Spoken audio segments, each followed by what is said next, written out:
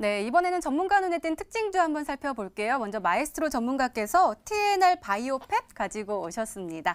자, 오늘 상한가에 안착을 했거든요. 30% 꽉꽉 채워서 상한가에 안착을 했는데 이 종목이요. 4월 23일에 고점 찍고 계속 쭉쭉쭉쭉 내려가다가 오늘 완전 탁 쏘아 올리는 모습이었거든요. 진단 좀 해주세요. 예, 뭐 최근 차트의 흐름을 글로 굉장히 잘 좀 표현을 해주신 것 같습니다. 사실 뭐 TNR 바이오팹은 이제까지 뭐 재방송을 많이 보신 분이라면 요 넘어오기 전에 제가 다른 방송에서 이미 2월 달에 한번 소개를 시켜드린 적이 있었던 기업입니다. 이게 아직 상장된 지가 이제 반년이 조금 안 됐습니다.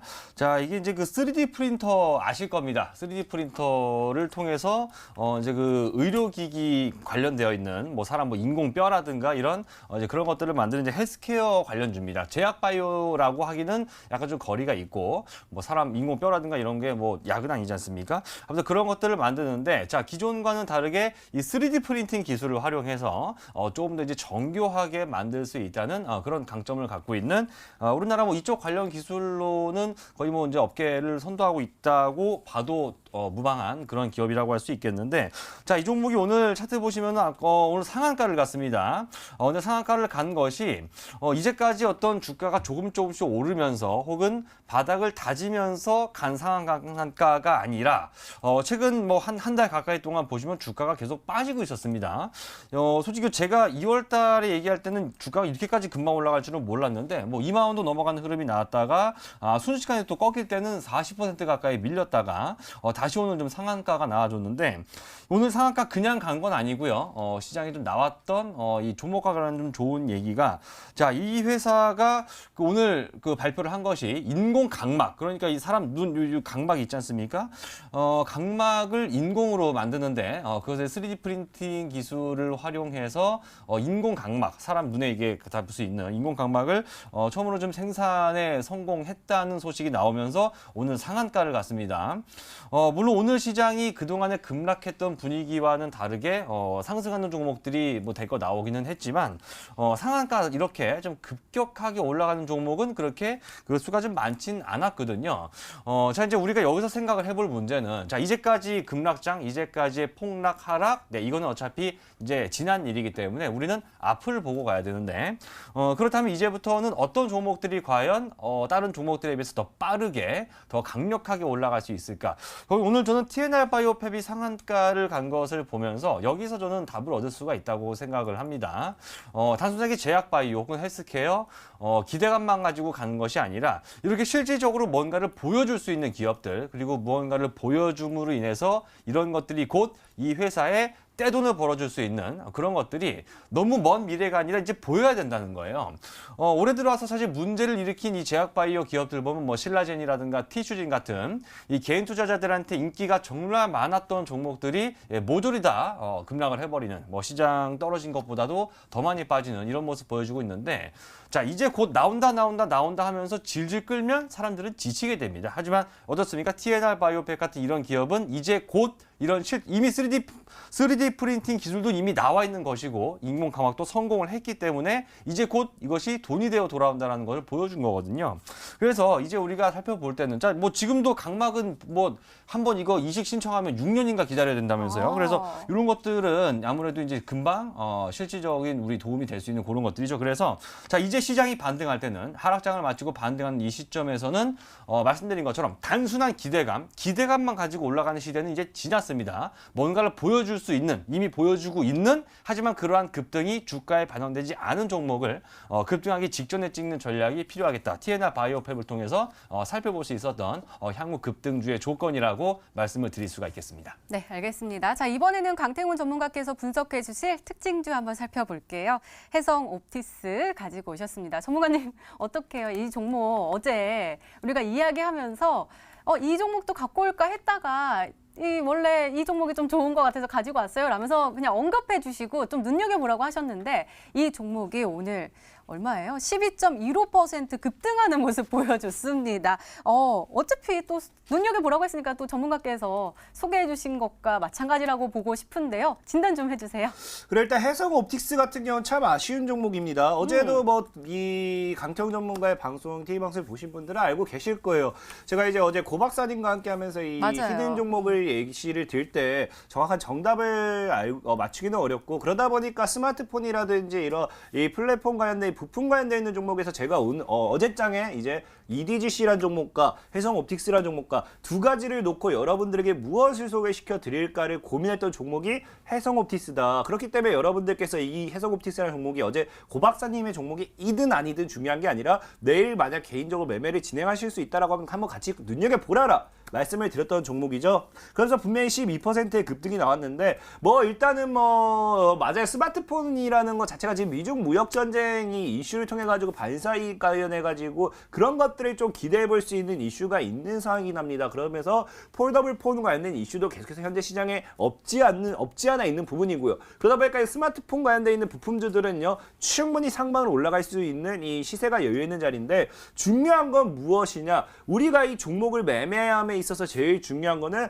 현재 이 종목이 제가 뭐라고 했어요? 상승하기 전에 누군가 물량을 모아가는 구간대가 나온다. 우리는 누군가 물량을 모아가는 이 구간대를 정확하게 확인하고 매집을 하고 들어가야 된다 말씀을 드렸는데 해성 옵틱스라는 종목이 어떻게 됩니까? 분명하게 여러분들께 어제 알려드렸던 뭐라 했습니까? 누군가는 물량을 모아가는 구간대가 나왔다라는 거예요. 누군가는 물량 모아가는 구간대가 나왔고 오늘 돌파 시도와 함께 거래가 터진 부분에 있기 때문에 뭐 앞서 이 구간대 거래에 비하면 좀 작은 부분이긴 하지만 오히려 뭡니까? 거래를 터뜨리고 개인 물량 털어내는 구간대에서 이제 매집이 들어오고 있는 구간이기 때문에 오히려 해성 옵틱스라는 종목이 현재 구간대가 더 좋다라 분명히 말씀을 드렸어요.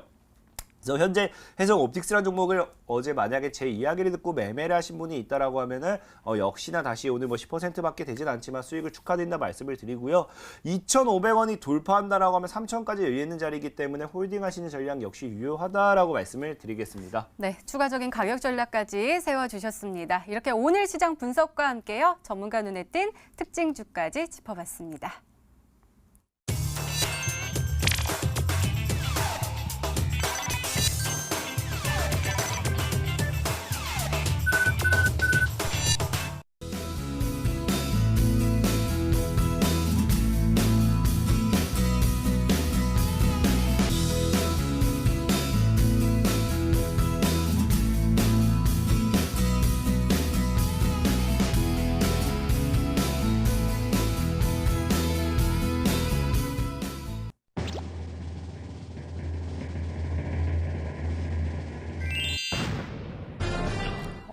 나노 신소재가 정답이었습니다. 많은 분들이 맞춰주셨는데요. 가격 전략 좀 잘 좀 세워주세요.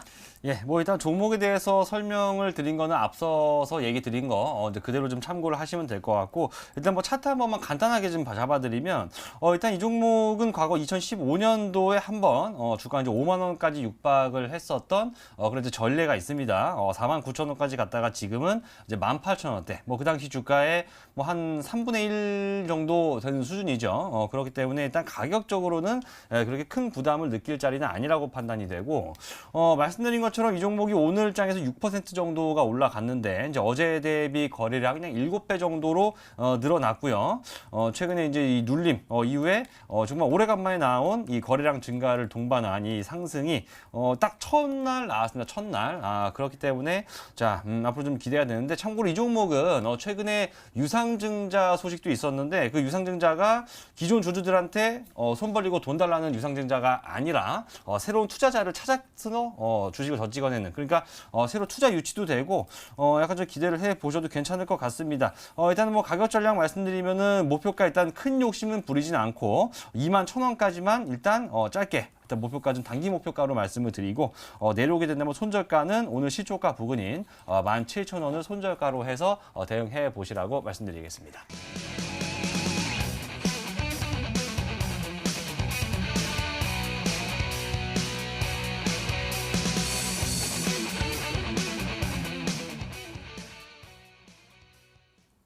늘 언제나 과대 낙폭된 종목 가지고 오셨는데 오늘은 진짜 최고의 과대 낙폭인 것 같아요. 무려 95% 어떡하죠? 95%니까 이제 올라갈 준비한다 이거죠?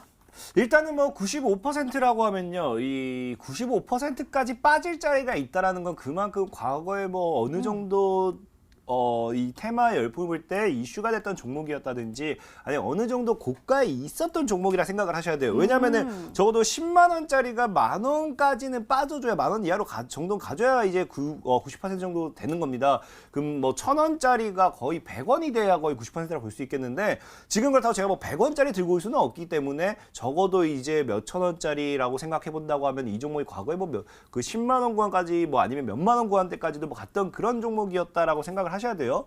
그만큼 어마어마하게 좀 어떤 과거의 테마라든지 이슈라든지 승행이라든지 실적이라든지 이런 것들 등에 업고 성장했던 종목이 완전히 마이너스 95%에서 기나긴 행보를 하고 있다. 이제 아주 대바닥 구간에서 이 종목이 거의 버려져 있는 상태에서 그 누구도 관심을 주지 않았다라는 겁니다. 우리가 과거에 이제 뭐 반지의 제왕 이런 것도 본다라고 하면요, 마지막에 결국 왕의 기한이라고 하죠. 결국에 뭡니까? 이 잘 나갔던 이 그 것들이 결국에 다시 한번 크게 튀어나올 수밖에 없습니다. 그래서 오늘 여러분들에게 소개시켜드릴 종목도요, 과거에 어떤 이슈가 됐든지 어떤 테마가 됐든지 어떤 뭐 실적 때문이 됐든지 그래도 시장에서 어느 정도 고가를 형성했던 종목이 지금 완전히 바닥 구간까지 빠진 종목이다 라고 말씀드리면서 이런 과대낙폭 대바닥 구간에 있는 종목을 공략을 하셔야지만 돈을 벌 수 있다 말씀드렸죠. 그래서 오늘은 마이너스 95% 정도의 대바닥 구간에 있는 종목이다 말씀을 드리겠습니다. 네, 더욱더 기대가 됩니다. 두 번째 힌트 바로 열어볼게요. 강태곤 전문가님의 두 번째 힌트입니다.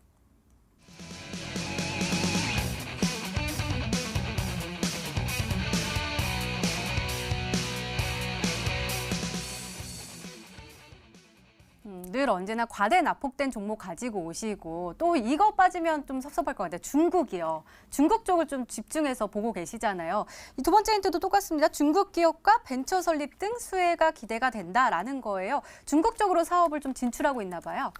일단은 뭐 맞습니다. 분명히 저는 여러분들께 말씀드렸다시피 중국발 시장, 중국발 이 관련되어 있는 수혜주들은 늘 눈여겨보라 말씀을 드렸는데 이 종목 같은 경우가 과거에 지금 이제 중국 기업과 함께 하나 뭡니까? 기업과 함께 벤처 설립을 하게 되면서 그 지분을 나눠 갖게 되고 중국 시장에 진출하는 등 거기에 대한 이슈가 있는 종목이에요. 그렇기 때문에 이 종목이 분명히 중국발 수혜를 받기엔 충분하다. 이 최근 작년 정도쯤, 이게 아주 오래된 이슈도 아니고요. 작년 정도쯤에 이제 중국 기업과 함께 하나의 벤처를 설립했기 때문에 그 수혜를 받을 수 있을지 지켜보면서 중국발 수혜, 이제 분명히 말씀드렸죠. 특히나 미중 무역 전쟁이 더 심화가 되면 심화가 될수록 여러분들이 알고 가셔야 될 게 미국 같은 경우는 자급자족이 가능하고요. 중국은 어려운 상황입니다. 그럼 미국이 관세를 높인다라고 하면요, 결국에 그 반사이익은 뭐라 했습니까? 미국이 시장에서 가격을 올리는 만큼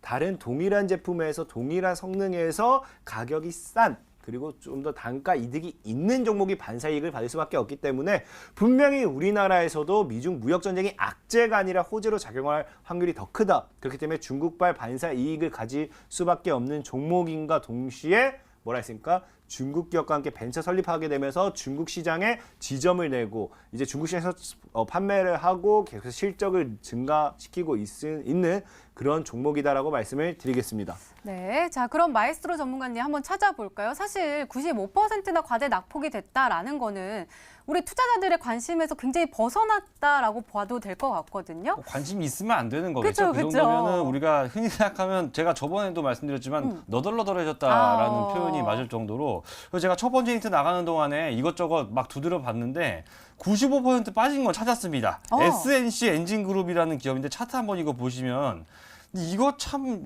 차트가 이렇게 생겼습니다. 이게 2009년도부터 시작해서 과연 이 종목이 올라간 적이 있었나라는 생각이 들 정도로. 근데 지금 이거는 사실 이제 제가 찾았지만 아닌 게, 두 번째로 말씀하신 힌트가 이제 중국하고 여기 벤처를 같이 설립을 한다 그랬는데 중국이랑 벤처를 설립한다는 얘기는 바꿔 말하면 중국 기업은 아니라는 얘기겠죠. 그래서 이게 95% 빠진 것만 치면 맞긴 한데 이건 아닌 것 같고 우리가 중국하고 벤처 설립을 해서 이제 현지 진출을 통해서 뭔가를 팔려고 한다면 보통 이제 반도체 이쪽은 말고 흔히 생각할 수 있는 것은 이제 먹을 거리랑 입을 거리랑 둘밖에 없다고 생각하거든요.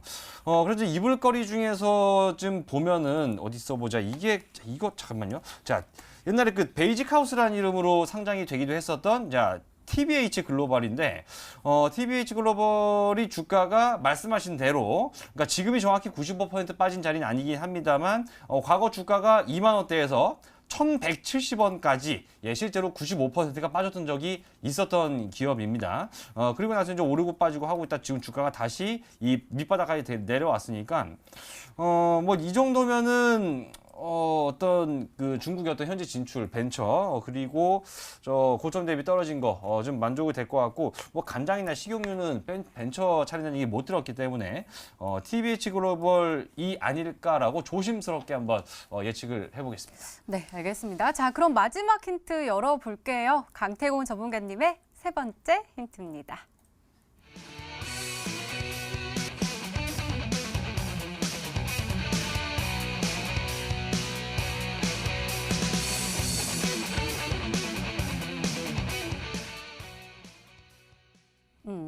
그러니까 과대 낙폭 그리고 중국 그리고 매집 구간 이렇게 세 가지가 늘 항상 가지고 오시는 것 같아요. 이번 종목도 누군가가 이렇게 열심히 횡보를 하는 동안에 매집을 하고 있나 봐요.